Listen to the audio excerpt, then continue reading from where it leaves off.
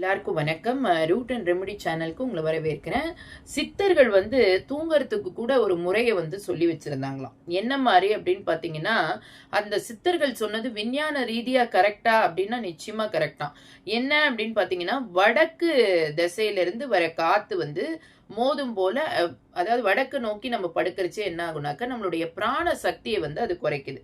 அதனால வடக்கு நோக்கி படுக்கிறத கொஞ்சம் கண்ட்ரோல் பண்ணணும். அதே மாதிரி இதனால மூளை பாதிக்கப்படுவதுடன் இதய கோளாறு, நரம்பு தளர்ச்சி இதெல்லாம் உண்டாகுமா.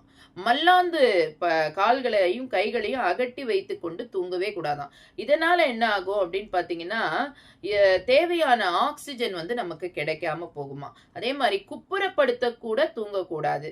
இது இடக்கைய கீழாகவும் வலக்கையை மேலாகவும் இருக்கும்படி கால்களை நீட்டி இடது பக்கமாக ஒரு கழித்து படுத்துதான் நம்ம தூங்கணுமா.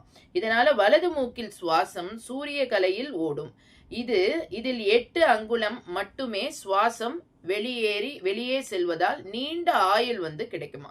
மேலும் இதனால உடலுக்கு தேவையான வெப்பக்காற்று அதிகரித்து பித்த நீரை அதிகரிக்க செய்து உண்ட உணவுகளை எளிதில் சீரணமாக்குமா.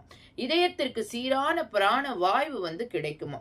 வலது பக்கம் ஒரு கழித்து படுப்பதால் இடது பக்கம் மூக்கின் வழியாக சந்திரக்கலை சுவாசம் ஓடும். இதனால 12 அங்குலம் சுவாசம் வெளியே செல்லும். இதனால் உடல் குளிர்ச்சி உண்டாகும். இரவில் உண்ட உணவு சீரணமாகும்.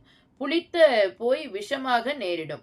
அதனால சீரணமாகாமல் புளித்து போய் விஷமாக நேரிடும். சித்தர்கள் கூறியது போல நாம அனைவருமே அவர் சொன்னபடி ஒரு சைடு படுத்து நம்ம தூங்கரிச்சே இவ்வளவு நன்மைகளை நாம பெற்றுக்கொள்றோம். செய்து பயனடைங்கள். Thank you so much. மறக்காம சப்ஸ்கிரைப் பண்ணி கண்டிப்பா ஷேர் பண்ணிடுங்க.